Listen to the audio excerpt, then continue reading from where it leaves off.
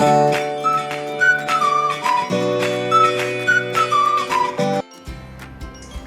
मित्रमैत्रिणींनो, तीर्थाच्या स्वयंपाकशाळेत आपलं स्वागत आहे। मी आज स्पॉन्जी असा ढोकळा बनवणार आहे, जो पहिल्या अटेम्प्टमध्ये कोणीही बनवू शकते। त्यासाठी मी खूप सोप्या अशा टिप्स तुम्हाला सांगणार आहे, काही ट्रिक्स तुम्हाला सांगणार आहे आणि अगदी कमीत कमी वेळात तो बनवून तयार आहे। त्यासाठी आपण लागणारे साहित्य 2 कप आपण इथे डाळीचं पीठ घेतलं आहे, ते आपण गाळून घेतलेलं आहे। इथे साखर घेतलेली आहे 1/4 कप आहे, तेल घेतलेले आहे 2 टेबलस्पून, इथे आपण लिंबू पावडर घेतलेली आहे 1 टीस्पून आणि 1 टीस्पून इथे आपण मीठ घेतलेलं आहे। त्याचबरोबर फोडणीसाठी इथे आपण तीळ, मोहरी, कढीपत्ता, मिरच्या, आवडीनुसार मिरच्या घ्यायचं, तिखट कसं आवडतं त्यानुसार, कणी, खोबरं आणि कोथिंबीर घेतली सजावटीसाठी। त्याचबरोबर इथे आपण बेकिंग पावडर आणि बेकिंग सोडा हे दोघी प्रोडक्ट यूज करणार आहोत आणि हिंग फोडणीला घालणार आहोत। थोडंसं ढोकळा बनवायला सुरुवात करूया। त्यासाठी एका मोठ्या पातेल्यात आपण पाणी घेऊया। पाणी घेताना ज्या कपाने आपण पीठ मोजले त्याच कपाने आपल्याला पाणी घ्यायचं आहे। इथे आपण 2 कप पीठ घेतलं होतं, तर आपल्याला इथे 1 कप पाणी घ्यायचं आहे।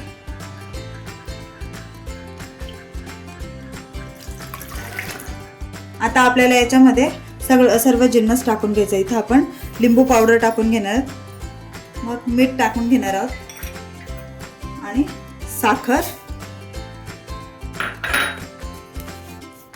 थोडंसं हिंग, अगदी चिमूटभर 1/4 टीस्पून हिंग आणि हे सर्व जिन्नस आपल्याला व्यवस्थित मिक्स करून घ्यायचं, पूर्ण वितळून घ्यायचं। पाणी एकदम क्लिअर दिसलं पाहिजे आपल्याला। आता आपल्या इथे हे सगळे जिन्नस वितळून झालेले आहेत, पाणी आपलं क्लिअर झालेलं आहे। आता आपण यामध्ये सगळं पीठ टाकून घेऊया। पीठ हे गाळूनच घ्यायचं, त्याच्यामुळे त्याच्यामध्ये एअर क्रिएट होते आणि ढोकळा फुलायला मदत होते।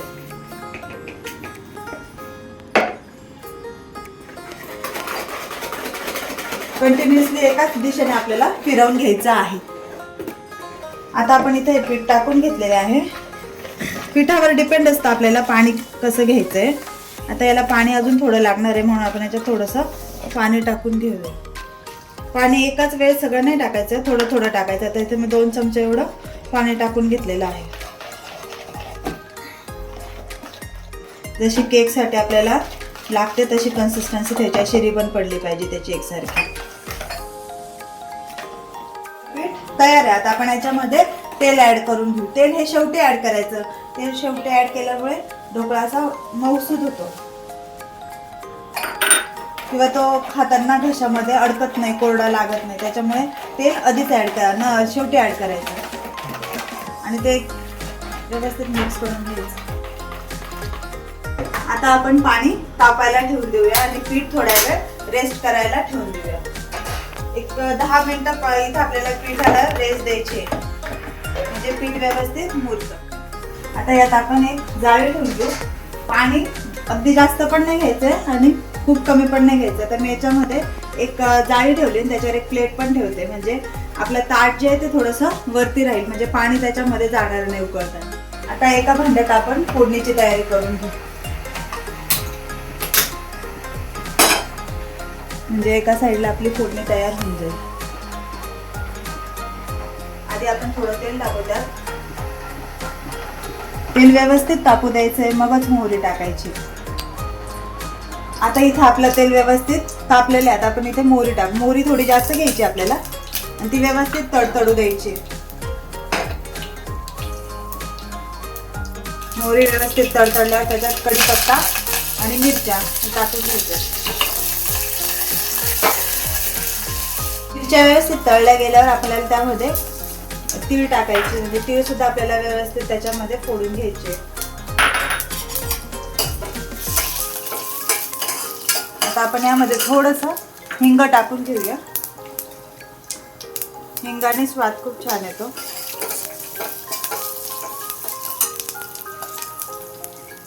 पाणी आपल्याला इथे 1 कप पाणी घ्यायचंय। ज्या कपाने आपण पीठ मोजलं त्याच कपाने आपल्याला पाणी घ्यायचंय। 1 कपाने अजून थोडं आपण वरती घेऊन घेऊ, म्हणजे ढोकळे छान रसरशीत होतात। पाण्यामध्ये आपल्याला साखर टाकून घ्यायची आहे. 1/4 कप एवढी आपण इथं साखर घेतलेली आहे, कारण हे गोडसर थोडं छान लागतं. यामध्ये आपल्याला मीठ किंवा लिंबू पावडर टाकायची नाहीये. आता आपल्या पाण्यातली साखर पूर्ण वितळली आहे. याला आपल्याला आटवायचं नाही, फक्त साखर वितळेपर्यंत उकळू द्यायचं आहे. तर साखर वितळलीत आपण गॅस बंद करून घेऊया. आणि पाण्याला पण चांगली उकळी आली आहे, तर आपण इथे तेलाला ग्रीस करून घेऊया तेलाने, म्हणजे ढोकळे खाली चिटकणार नाही.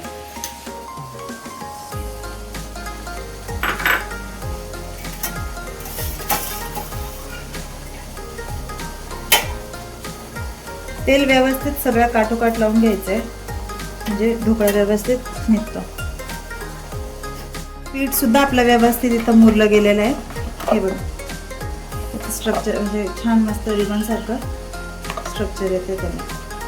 आता त्यात आपण सोडा टाकून घेऊया. तर सर्वात पहिले आपल्याला इथे बेकिंग सोडा आणि बेकिंग पावडर हे दोनच इन्ग्रेडियंट यूज करायचे आहे. त्याच्यामध्ये बेकिंग पावडर आपल्याला 1.5 टीस्पून घ्यायची, म्हणजे 1.5 चमचा. आपल्या पोह्या खायच्या चमच्याने 1.5 चमचा एवढी बेकिंग पावडर घ्यायची आहे. हा 1 आणि हा अर्धा.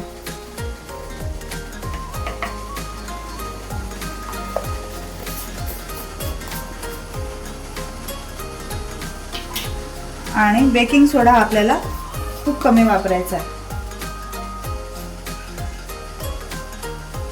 अर्धा टीस्पून यूज करायचा आहे फक्त बेकिंग सोडा. बेकिंग सोडा जास्त वापरल्यावर त्याचा स्मेल येतो आणि मध्ये थोडा लालसर पडतो, म्हणून सोडा कमी वापरायचा आणि पावडर जास्त वापरायची. आता सोडा ॲक्टिवेट करण्यासाठी आपण इथं 1 टेबलस्पून पाणी टाकून घेऊया सोड्यावर, म्हणजे सोडा ॲक्टिवेट होतो आणि ढोकळा व्यवस्थित फुलतो. इथे फेटण्याची प्रोसेस फास्ट करायची आहे.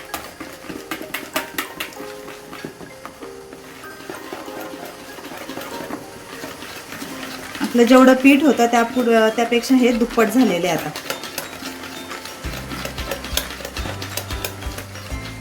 जास्त वेळ फेटायचं नाही. आता आपण हे ताटामध्ये टाकून घेऊया.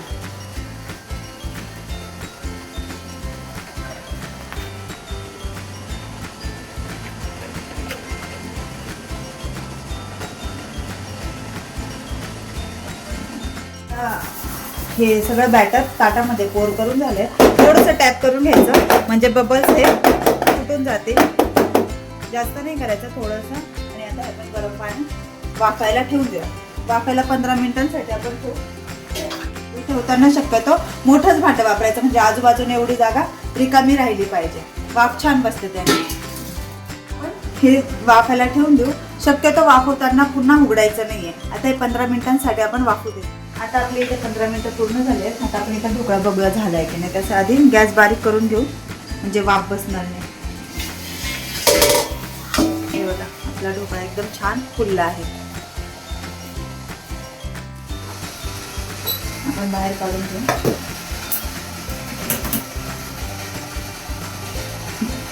आता आपला ढोकळा व्यवस्थित झाला आहे की नाही कसं बघायचं. लगेच गरम असतानाच आपण चाकू नाही टाकायचा, थोडं गार होऊ द्यायचं मग टाकायचं. हे बघा याला काहीच चिटकलं नाही, म्हणजे आपला ढोकळा व्यवस्थित झाला आणि आजूबाजूने सर्व कडा मोकळ्या सोडलेल्या आहेत. आता हा थंड होऊ द्यायचा आपल्याला चांगला 10 मिनिट. आता इथं आपण ढोकळा कट करून पाहूया.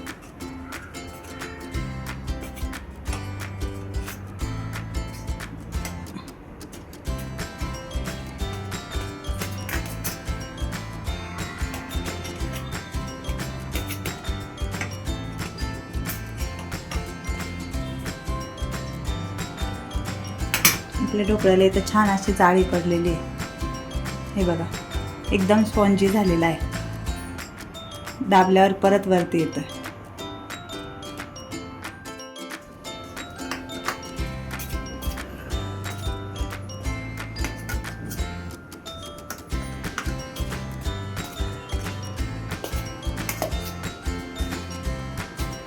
आता आपल्या इथे ढोकळा कट करून झाला आहे. आता आपण याच्यावर गोड पाणी टाकून घेऊया.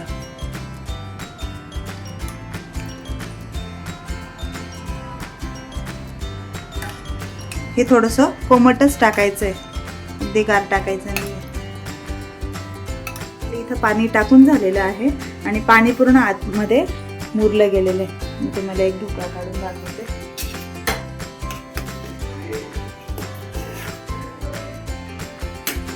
पाणी पूर्ण आतपर्यंत मुरले गेलेले.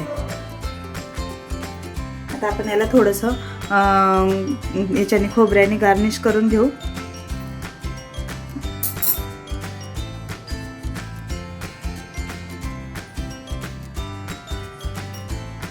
आणि थोडीशी कोथिंबीर भुरभुरून देऊ वरतून. ढोकळा इथे बनवून रेडी झालेला आहे. आता तुम्हाला जर हा ढोकळा आवडला असेल तर तुम्ही नक्की घरी तयार करून बघा. माझ्या चॅनलला लाईक करा, शेअर करा, सबस्क्राईब करा. आता आपण घरच्यांना टेस्ट करायला देऊ.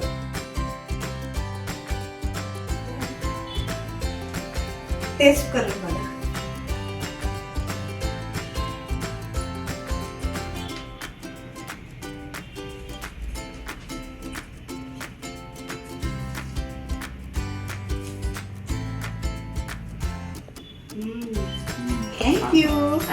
Thank you.